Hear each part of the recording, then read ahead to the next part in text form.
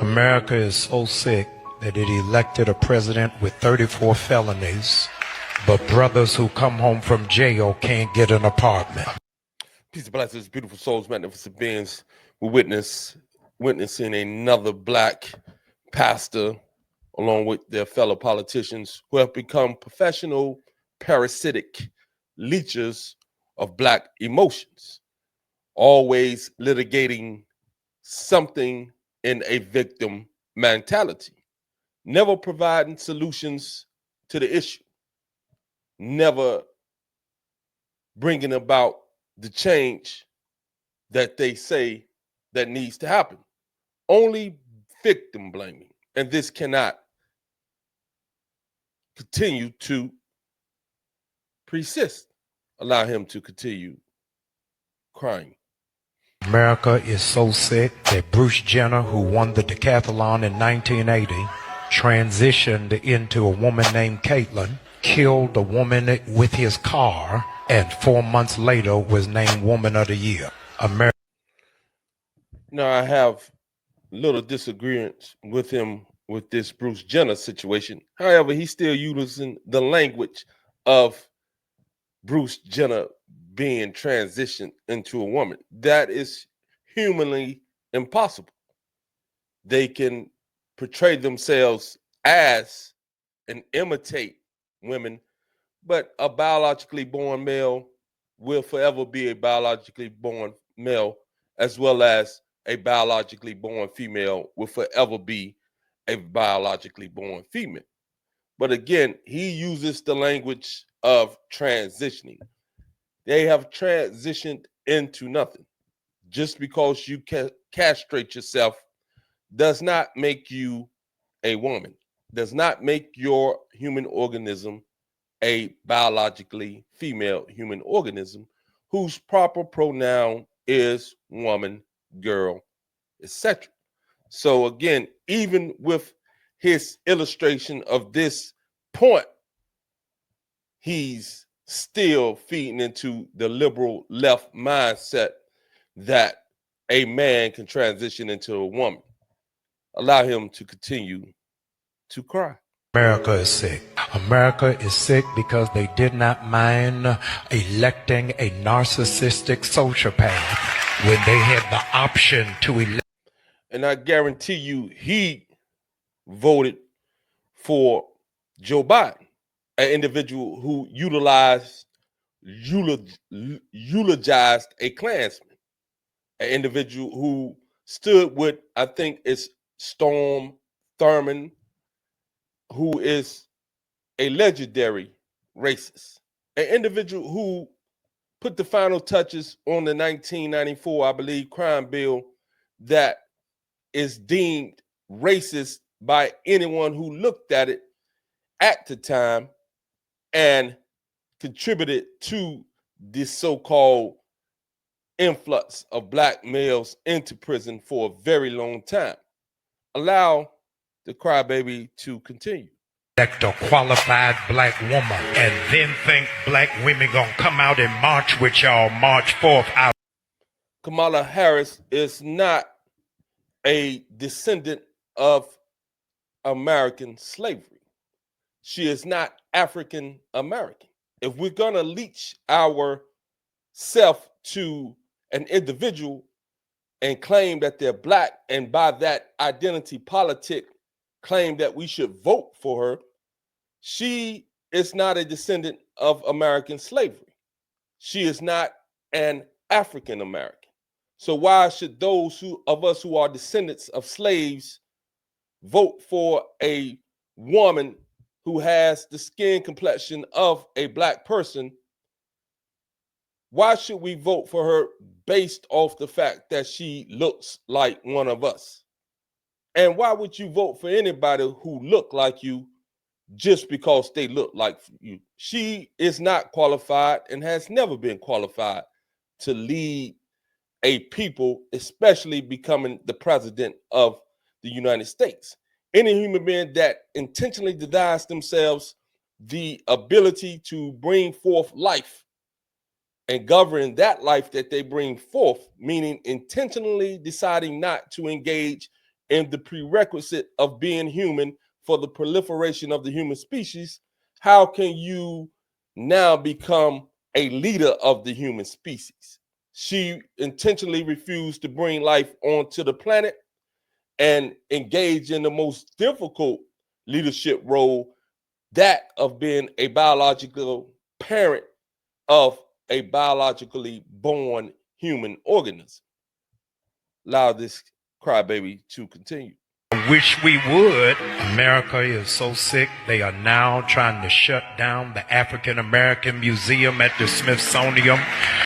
Now, if this is true, I totally disagree with the government trying to hide history, trying to minimize the evil of the founding fathers and only project the good. Two things can be true. They were great individuals who produced a great constitution for the benefit of white people at the time. They were evil in their castigation and oppression of black people at the time. They codified racist laws in order to become wealthy and in order to punish black people. So they were evil in that aspect. Two things can definitely be true. Allow the crybaby to continue. Because it makes them feel uncomfortable.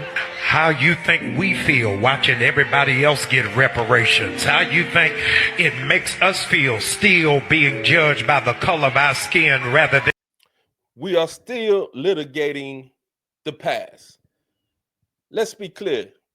The likelihood of the African American descendant of slaves getting reparation is slim and none.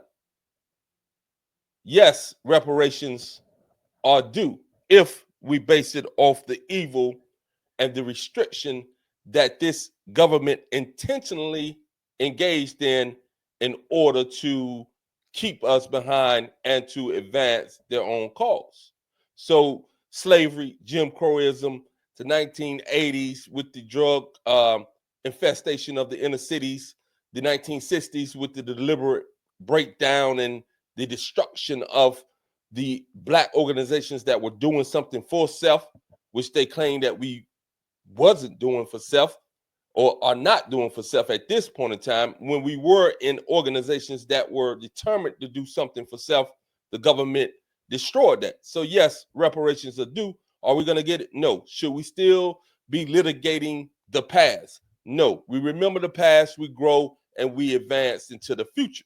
So this thing that they do, the black politician and the black preacher, is to tap into the emotional state of victimhood for the black American.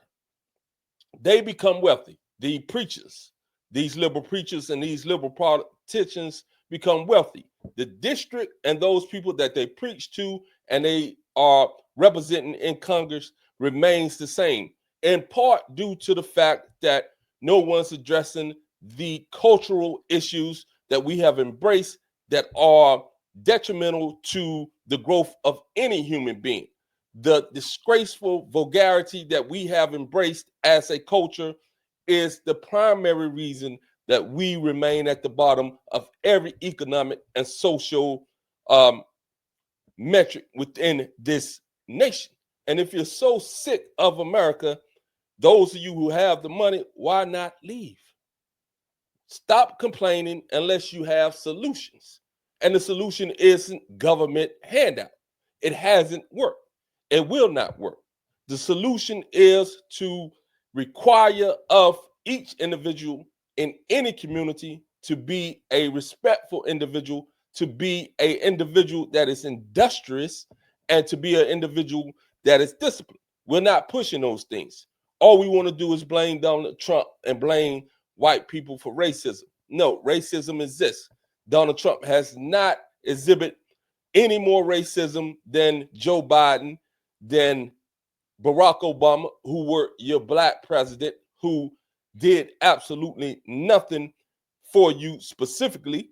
So stop the crying. It's time to man up and stop crying and stop trying to blame Donald Trump, white people, America for the things that we refuse to do to make our communities better. It is not 100% their fault. Myron Golden, a great guy, he talks about contributing factors and determining factors. Contributing factors are outside. Determining factors come from within. We have to check from within and determine what we're going to be. Although contributing factors may be able to slow a person down, it's the determining factor that will decide whether or not that person becomes everything that they can be in America, which you can become everything you can be. So let's stop with the foolishness. I think he got a little bit more crying in him. In the content of our character, how you think it makes us feel. So again, these individuals have become parasitic leeches of Black emotion, and this is the detriment of Black people. So one of the great individuals that each and every individual, especially Blacks, should listen to, and I don't agree with everything that he says, is Thomas Sowell. He breaks down poverty, racism, etc., economics. He breaks down everything in a clear and concise way that gives you an opportunity to look at things from a different perspective and to galvanize your own thoughts as to what can be done. We can no longer play the victim. We can no longer litigate the past. Stop litigating the past. Start producing a future. Recognize what has happened in the past, but you cannot live in the past looking backwards while you move forward. You'll run into roadblocks, and this is what the Black politicians and the Black preachers have done. They have become wealthy themselves. Their districts, their congregations, for the most part, remain destitute and poor because of a cultural acceptance of a particular type of behavior that has not and will not benefit growth. Peace.